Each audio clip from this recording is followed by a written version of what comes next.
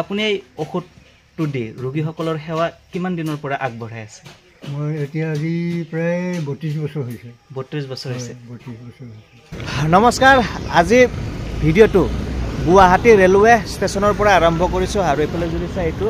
Guwahati railway station আৰু আজি মানে খুবেই দীঘলীয়া যাত্ৰা হ'ব মোৰ আৰু ক'ত যাম আপোনালোকে ভিডিঅ'টো চাই থাকিলে গম পাব। প্ৰায় 550 কিলোমিটাৰৰ জাৰ্ণি হ'ব আৰু গুৱাহাটী ৰেলৱে ষ্টেচনৰ পৰা ৰাতি 11:40 ৰেল আছে তিনিচুকীয়ালৈকে আৰু আজিৰ যাত্ৰাটো তিনিচুকীয়ালৈকে কৰিম আৰু এতিয়া গুৱাহাটী ৰেলৱে ষ্টেচনৰ বাহিৰৰ ফালে এফালে ওলাই আহিছোঁ আৰু এতিয়া নিশা 9:58 মানে 10টা বাজিবই আৰু এতিয়া 10:10 হ'ল আৰু এতিয়া ষ্টেচনৰ ভিতৰত প্ৰৱেশ কৰোঁ বলক। বাহিৰত অলপ সময় ঘূৰিলোঁ ফুৰিলোঁ আৰু চাহ পানী খাই ল'লোঁ আৰু এতিয়া ষ্টেচনৰ ভিতৰত সোমাই গৈ আছোঁ আৰু ৰেলৰ কাৰণে অপেক্ষা কৰি আছোঁ আৰু ইয়াতে মানে দিন ৰাতি কোনো চিন চাপ নাই, মাত্ৰ কেৱল নামতহে দিন আৰু ৰাতি। আপোনালোকে দিনত আহিলে যিমান মানুহ দেখিবলৈ পাব, ৰাতি আহিলেও সেই সমানভাৱে সিমানেই মানুহ ইয়াতে দেখিবলৈ পাব। আৰু একেবাৰে তলত চাওক গুৱাহাটী লিডু ইণ্টাৰচিটি এক্সপ্ৰেছ, এইখনতে যাম। 11:40 ৰেল আছে কিন্তু এতিয়াও প্লেটফৰ্ম দিয়া নাই আৰু এইফালে চাওক মানুহ কিমান যে মানুহ, ক'ৰ মানুহ ক'ত যাব ক'ত নাযাব তাৰ কোনো লেখ জোখ নাই। এতিয়া ৰাতিৰ 10টা বাজি প্ৰায় 10 মিনিটমান সময় হ'ল, এতিয়াও মানে ৰেলখনৰ প্লেটফৰ্ম দিয়া নাই আৰু কেই নম্বৰ বা প্লেটফৰ্মত দিয়ে আৰু দিয়াৰ পিছত ৰেলখনত বহিব লাগিব। আৰু একেবাৰে তলত চাওক 4 নম্বৰ প্লেটফৰ্ম দিছে আৰু 4 নম্বৰ প্লেটফৰ্মত এতিয়া আহি গ'লোঁ আৰু ৰেল এতিয়া প্লেটফৰ্মত লাগি গ'ল আৰু এইটো বগী S6 বগী ইয়াত আৰু ৰেলত উঠিবৰ কাৰণে মানুহ চাওক। আৰু এতিয়া আমি ৰেলখনত বহি ল'লোঁ আৰু এইফালে এইটো মছজিদ আৰু মোৰ লগত আহিছে এইফালে মিডিলটো হৈছে 26 নম্বৰ। মানে মোৰ লগত অহাজন হ'ল মোৰ মানুহজনীৰ দাদা আৰু আমি দুয়ো আজি গৈ আছোঁ দীঘলীয়া যাত্ৰাত আৰু এইফালে এতিয়া আহি পালোঁ চাপৰমুখ জংচন আৰু চাপৰমুখ জংচনৰ ৰাতিৰ পৰিৱেশ একেবাৰে নিমাওমাও। ইয়াতে মানুহ দেখিবলৈ পোৱাই নাই, কেৱল ৰেল কৰ্মচাৰীসকলকহে ইয়াতে দেখিবলৈ পাইছোঁ যিসকল ৰেলৱে বিভাগত কাম কৰে আৰু এতিয়া চাপৰমুখ ৰেলৱে জংচন পাৰ হৈ গৈ আছোঁ আগুৱাই। আৰু এতিয়া ৰাতি কেতিয়া পোহৰ হ'ল মানে ক'ব নোৱাৰিলোঁ, ৰাতিটো টোপনি অহা নাছিল। ৰাতিপুৱা 4 বজাত টোপনি মাৰিছিলোঁ আৰু সেই একে টোপনিয়ে ৰাতিপুৱা 7টা বাজি গ'ল, দেখা পাব পোহৰ হৈ গ'ল আৰু এতিয়া গোলাঘাট পাৰ হ'লোঁ। গোলাঘাট পাৰ হৈ এনেকৈ গৈ আছোঁ আৰু ৰেলটো অলপ লেট মাৰিছে আৰু এইফালে যদি চাই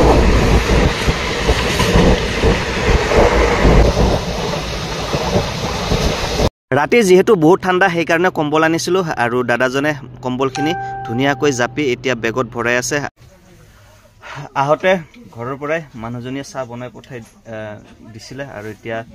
ৰাতিপুৱা চাহ খাই আছোঁ আৰু চাহৰ লগতে খাবলৈ ঘৰৰ পৰাই বিস্কুট লৈ আহিছিলোঁ। আৰু এতিয়া আহি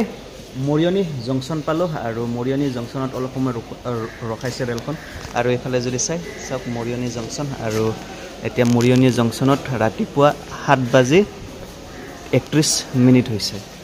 আৰু এতিয়া আহি বৰহাট ষ্টেচন পালোঁ আৰু বৰহাট ষ্টেচনত মানুহ খুবেই দেখিবলৈ পালোঁ কাৰণ ৰাতিপুৱাৰ সময়তো সকলোৰে কামৰ ব্যস্ততা থাকে আৰু নিজৰ নিজৰ কামৰ যাবৰ কাৰণে এনেদৰে যাত্ৰীসকল ওলাই আহিছে। আৰু বৰহাট ষ্টেচন বাৰু কোনখন জিলাত আছে জনাবচোন আপোনালোকে কমেণ্ট কৰি।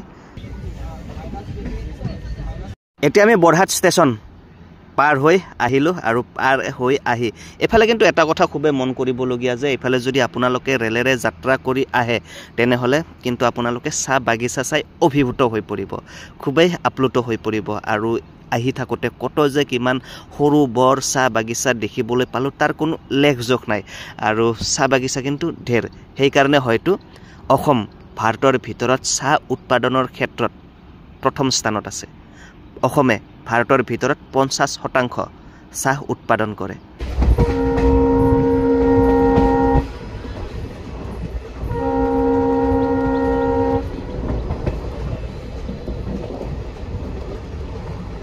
এতিয়া আহি এখন জংচন পাই গ'লোঁ, মানে সেই যে বেলেগ ফালৰ পৰা আহি এটা ৰেল লাইন ইয়াতে একেলগে লগ হৈছে সেইকাৰণে এইটো আগত পোৱা ষ্টেচনটো এটা জংচন হ'ব আৰু কি জংচন এতিয়া গৈ চালেহে মানে দেখিবলৈ পালেহে গম পাম। আৰু এতিয়া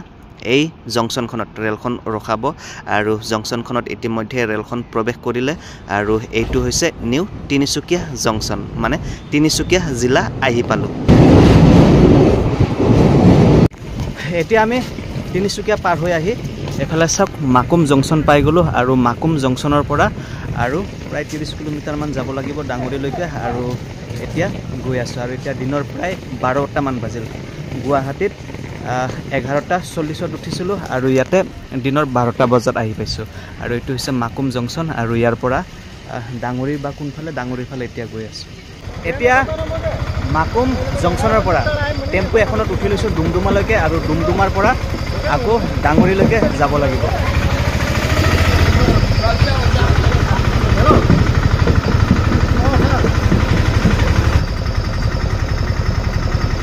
এইটো কিন্তু মোৰ প্ৰথম উজনি অসম ভ্ৰমণ আৰু তিনিচুকীয়ালৈ এইবাৰ প্ৰথম আহিছো খুবেই দীঘলীয়া ৰেলেৰে যাত্ৰা কৰি 550 কিলোমিটাৰ আৰু এতিয়া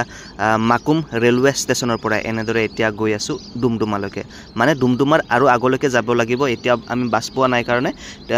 ষ্টেচনৰ ওচৰতে টেম্পো এখন আছিল আৰু টেম্পোখনতে উঠি আহিলো আৰু এতিয়া গৈ আছো ডুমডুমা আৰু ডুমডুমালৈকে মানে টেম্পোখন যাব এতিয়া ডুমডুমাৰ এখন হোটেলত ভাত খাবলৈ আহিছো কালি গধূলিয়ে যি ভাত খাই আহিছো সেয়ে আৰু এতিয়া দুপৰীয়া 12টা বাজিছে ইয়াতে ডুমডুমাতে আৰু এইখন হোটেলতে দুপৰীয়াৰ আহাৰ খাই ললো আমি ভাত খোৱাৰ পিছত ইয়াতে এখন বাছ ৰখি আছিল ডুমডুমাতে আৰু বাছখনত এতিয়া উঠি ললো আৰু অলপ যাত্ৰী হলে বাছখন এতিয়া ডুমডুমাৰ পৰা ৰাওনা হ'ব আগলৈকে আৰু এতিয়া বাছখন চলিবলৈ আৰম্ভ কৰিলে আৰু ডুমডুমাৰ পৰা এনেকৈ আহি থাকিলে আপোনালোকে অসংখ্য চাহ বাগিচা দেখিবলৈ পাব ৰাস্তাৰ দুওপাৰে আৰু এতিয়া চাহ বাগিচাবিলাক চাই আগুৱাই গৈ আছো আৰু এফালে কিন্তু চাহ বাগিচা ঢেৰ চাহ বাগিচা ৰাস্তাৰ দুওপাৰে আৰু ওচৰৰে এখন ৰেল লাইন আছে আৰু এতিয়া আমি এনেকৈ গৈ আছো ডাঙৰীলৈকে এতিয়া মই ডাঙৰীৰ মানে যিখন ঠাইলৈ যাম যি মানুহগৰাকীয়ে কিডনিৰ দৰৱ দিয়ে সেই ৰাস্তাটোৰে যাব লাগিব মেগেলা গাঁওখনলৈ আৰু এইফালৰ পৰা যদি চাই কিন্তু প্ৰৱেশ দ্বাৰটো কিন্তু খুবেই ধুনীয়াকৈ বনাইছে এফালে বাইট দেৱতা নম আৰু এফালে যদি চাই ইয়াতে বৰ পথাৰ স্থিত মূল বাইট মন্দিৰলৈ যোৱা এই ৰাস্তাটো দৈৰ্ঘ্য 9 কিলোমিটাৰ আৰু এই ৰাস্তাটোৰে এতিয়া এনেকৈ সোমাই যাম ভিতৰলৈ মেগেলা গাঁৱৰ এই মূল প্ৰৱেশ দ্বাৰটো কিন্তু চাই খুবেই ভাল লাগিল এতিয়া আমি সেই মূল প্ৰৱেশ দ্বাৰৰ পৰা এখন টেম্পো লৈ ললো আৰু টেম্পোখনেৰে এতিয়া আমি গৈ আছো সেই মানুহজনৰ ঘৰলৈ মানে যিগৰাকী মানুহে কিডনিৰ দৰৱ দিয়ে মানে মোৰ মানুহজনে কিডনিৰ ৰোগত আক্ৰান্ত আৰু ইতিমধ্যে ডাক্তৰৰ চিকিৎসা চলি আছে আৰু এই মানুহজনৰ কথা বহুতে শুনি আছিলো আৰু বহুতে বলে ইতিমধ্যে ভালো হৈছে তেওঁৰ দৰৱ খাই আৰু সেই কাৰণে আহিছো তেওঁৰ দৰৱ এবাৰ খুৱাই চাব বিচাৰিছো আৰু তেওঁৰ দৰৱটোৰ কথা শুনি মানে খুবেই আশাবাদী হৈ আছিলো আৰু ইতিমধ্যে বহু দিনৰ পৰা শুনি আহিছিলো তিনিচুকীয়াৰ ডাঙৰী মেগেলা গাঁৱৰ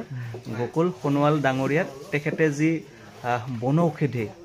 কিডনি বেমাৰৰ উপশমৰ কাৰণে দিয়ে আৰু ইতিমধ্যে মোৰ মানুহজনীও কিডনি ৰোগত আক্ৰান্ত আৰু বহু দিনৰ পিছত আহিছো আগতো যোগাযোগ কৰিছিলো ঔষধৰ নাটনিৰ কাৰণে আহিব পৰা নাছিল আৰু এখেত এতিয়া আছে আপুনি এই ঔষধটো দি ৰোগীসকলৰ সেৱা কিমান দিনৰ পৰা আগবঢ়াই আছে মই এতিয়া আজি প্ৰায় 32 বছৰ হৈছে 32 বছৰ হৈছে 32 বছৰ হৈছে আৰু 32 বছৰে আপুনি সেৱা আগবঢ়াই আহি আছে প্ৰথম যিজন মানে মাইকী মানুহক দেখিলো মোৰ মাহিদেউ হয় সি আজিলৈকে জীয়াই আছে মানে অৱস্থা বেয়া হৈছিল তেওঁৰ মানে অৱস্থা বেয়া আছিল আৰু এই দৰৱ খাই সুস্থ হৈছে আৰু ময়ো এইটোৱে আশাবাদী যে মোৰ মানুহজনী এখেতে দিয়া দৰৱটো খাই নিশ্চয় সুফল পাব ভগৱানে ভাল কৰিব আৰু মই মন্দিৰ আছে বাথৌ মন্দিৰ আশীৰ্বাদত কৃপাত ভগৱানৰ কৃপাত তোমাৰ ৱাইফৰ যেন ভাল হ'ব বুলি আশা কৰিছোঁ